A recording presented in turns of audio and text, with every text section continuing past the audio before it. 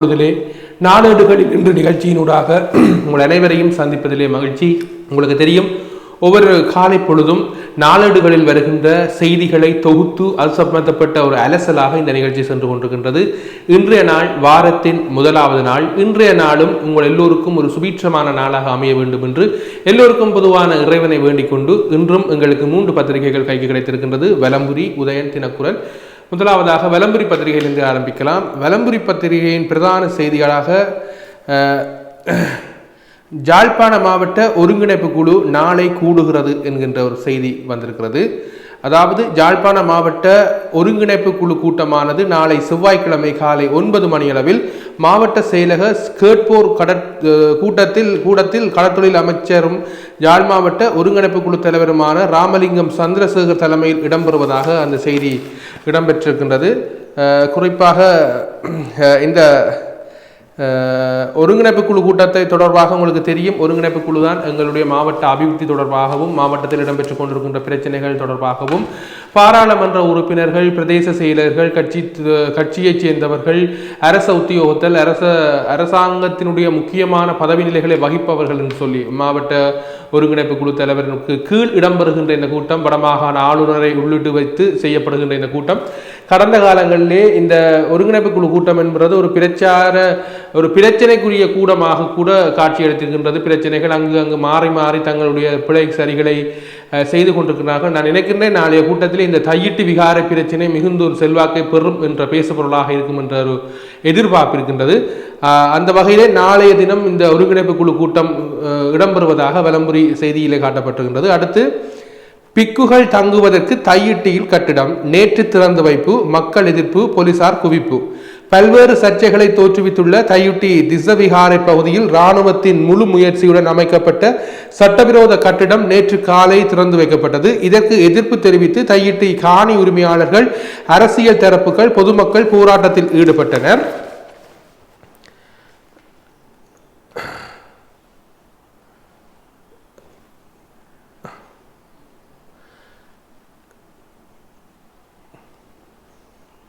இதன்போது போலீசார் குவிக்கப்பட்டு பாதுகாப்பு பலப்படுத்தப்பட்டிருந்தது.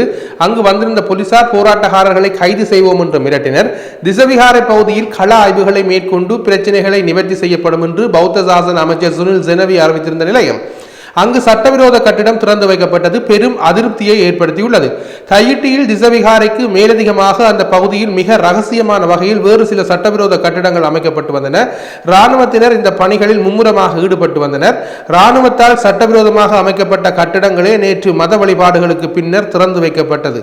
அந்த கட்டிடங்கள் பிக்குகள் தங்குவதற்கான மடாலயமாக இருக்கலாம் என தெரிய வருவதாக அந்த செய்தி தெரிவிக்கின்றது.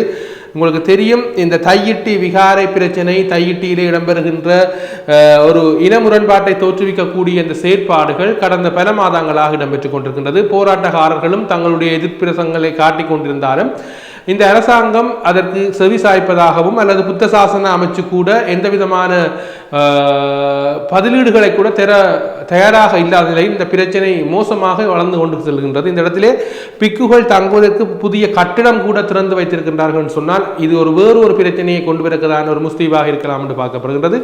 அடுத்து, ஐரோப்பிய ஒன்றியத்தின் GSP குழு இலங்கை வருகின்றது என்கின்ற செய்தி அரசியலமைப்பு குறித்து ஆராயும் என்று ஐரோப்பிய ஒன்றியத்தின் GSP கண்காணிப்பு குழு எதிர்வரும் ஏப்ரல் மாதம் 15ஆம் தேதி இலங்கைக்கு விஜயம் மேற்கொள்ள உள்ளதாக வெளிவிகார அமைச்சு தெரிவித்தது.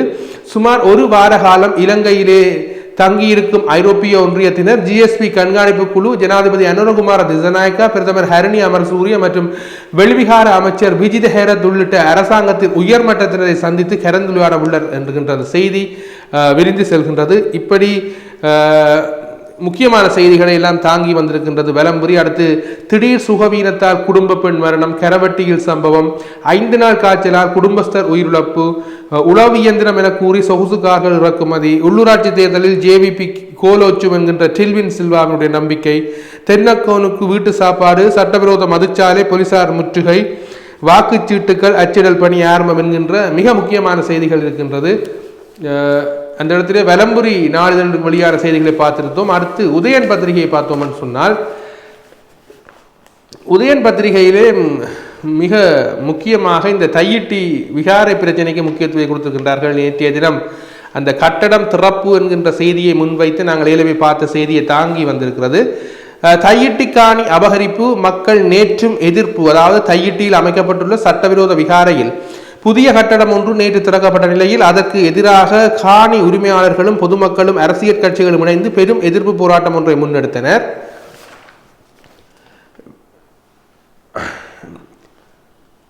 விகாரையால் சட்டவிரோதமாக ஆக்கிரமிக்கப்பட்டிருக்கும் தமிழ் மக்களின் காணிகளை விடுவிக்க வேண்டும் என்று போராட்டத்தில் ஈடுபட்டவர்கள் வலியுறுத்தியதுடன் கோஷங்களையும் எழுப்பினர். அந்த பகுதியில் பெரும் எண்ணிக்கையான போலீசார் குவிக்கப்பட்டு பாதுகாப்பு பலப்படுத்தப்பட்டது. போராட்டத்தில் ஈடுபட்ட மக்களை அச்சுறுத்தும் வகையில் போலீசார் நடவடிக்கைகள் இருந்தன என்றும் தெரிவிக்கப்படுகிறது. அங்கு கடமையில் ஈடுபட்டிருந்த போலீசார் கைவிலங்குகளுடன் பொதுமக்களை அச்சுறுத்தும் வகையில் நடந்து கொண்டனர் என கூறப்படுகின்றது.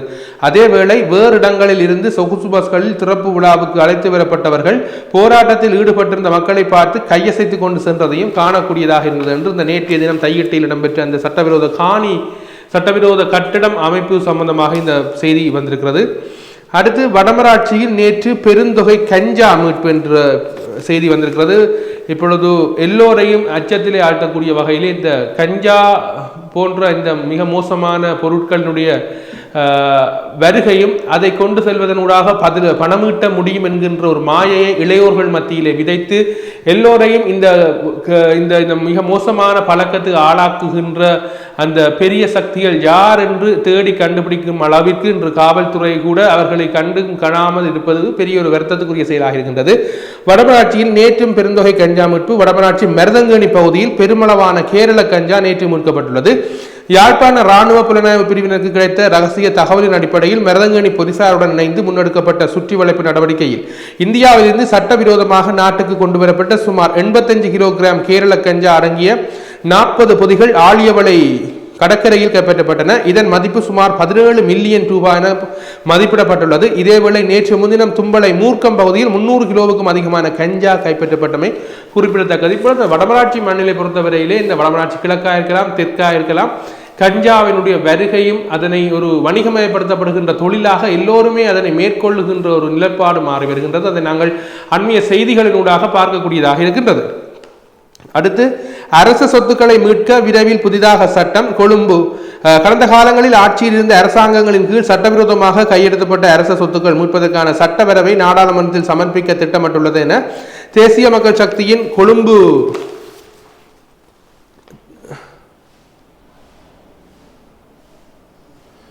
மாவட்ட நாடாளுமன்ற உறுப்பினர் சந்தன சூரியராஜ் தெரிவித்தார். அவர் மேலும் தெரிவித்துள்ளதாவது, கடந்த காலங்களில் இருந்து ஆட்சியாளர்கள் நாட்டின் அரச வளங்களை முறைகேடாக பயன்படுத்தினார்கள். அது மட்டுமின்றி அவற்றை தமது சொந்த சொத்துக்களாகவும் கையகப்படுத்தியுள்ளனர். அவற்றை மீளப்பெற்று அரச வளங்களை பாதுகாப்பதற்கான செயற்பாடுகளை ஆரம்பிக்க உள்ளோம். அரச வளங்களை தவறாக பயன்படுத்துவதன் மூலம் பெறப்பட்ட சொத்துக்கள் மற்றும் நிதிகளை சட்டபூர்வமாக பறிமுதல் செய்வதை நோக்கமாக கொண்டுள்ள சட்டவரவை எதிர்வரும் ஏப்ரல் 8ஆம் தேதி நாடாளுமன்றத்தில் சமர்ப்பிக்க திட்டமிட்டுள்ளது. இந்த சட்டம் நிறைவேற்றப்படும் போது அது பொறுப்பு கூறலை உறுதி செய்வதற்காக வழி சமைக்கும் என்றார் என்ற அந்த செய்தி வெளியாகி இருக்கின்றது. அந்த வகையிலே உதயன் பத்திரிகையும் முக்கியமான செய்திகள் பலத்தை தாங்கி வந்திருக்கின்றது. அடுத்து தினக்குரல் பத்திரிகையை பார்த்தோம் சொன்னால், தினக்குரல் பத்திரிகையிலே தையிட்டு விவகாரத்தில் அரசின் இனவாத முகம் தெரிகிறது. அரசாங்கம் நீதியையும் சகவாழ்வையும் விரும்பவில்லை. இனவாதம் மதவாதம் இன்னும் உயிர்ப்புடன் இருக்கிறது. நீதி கிடைக்கும் வரை மக்கள் போராட்டத்திற்கு நாம் துணை நிற்போம். பாராளுமன்ற உறுப்பினர் ஸ்ரீதரனுடைய செய்தியை தாங்கி வந்திருக்கிறது. அதாவது, தையிட்டி விகார விவகாரத்தில் நீங்கள் சொல்வதை சொல்லுங்கள், நாங்கள் நினைத்ததை செய்வோம் என்ற மனோநிலையே அரசாங்கம் உள்ளது என்பதை சுட்டிக்காட்டியுள்ள நாடாளுமன்ற உறுப்பினர் ஸ்ரீதரன் இனவாதம் மதவாதம் இன்னும் சாகவில்லை எனவும் கூறியுள்ளார். தையிட்டு விகார சூழலில்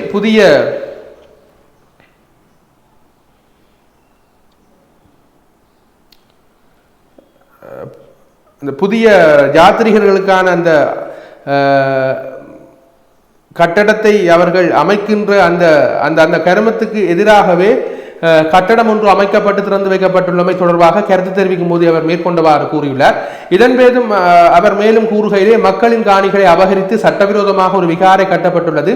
மக்கள் தங்கள் காணிகளை கேட்டு போராட்டம் நடத்துகிறார்கள். அது தொடர்பில் நாங்கள் கேட்ட கேள்விகளுக்கு அரசாங்கம் இன்னும் பதிலளிக்கவில்லை.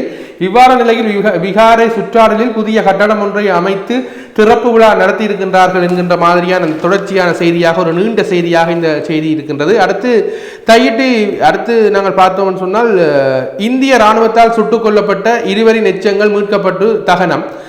சகோதரன் அடையாள அட்டையும் மீட்பு. 87ஆம் ஆண்டு இந்திய இராணுவத்தால் வீட்டு வளவுக்குள் வைத்து படுகொலை செய்யப்பட்ட தாய் மற்றும் மகனின் உடலத்தை ஜாழ் நீதிமன்ற அனுமதியோடு ஜாழ் போதனா வைத்தியசாலை சட்ட வைத்திய அதிகாரி போலீசார் முன்னிலையில் அகழ்ந்தெடுக்கப்பட்டு சமய முறைப்படி தகன கிரியைகள் செய்யப்பட்டன. இச்சம்பவம் தொடர்பில் தெரிய வருகிறது. 87ஆம் ஆண்டு அக்டோபர் 22ஆம் தேதி யாழ்ப்பாணத்தை நோக்கி இந்திய இராணுவத்தால் மேற்கொள்ளப்பட்ட படை நடவடிக்கையின் போது யாழ்ப்பாணம் சுண்டுக்குழி பகுதியில் வீட்டு வளவில் நின்ற தாய் மற்றும் மகன் மீது இந்திய இராணுவத்தினர் துப்பாக்கி பிரயோகம் மேற்கொண்டனர்.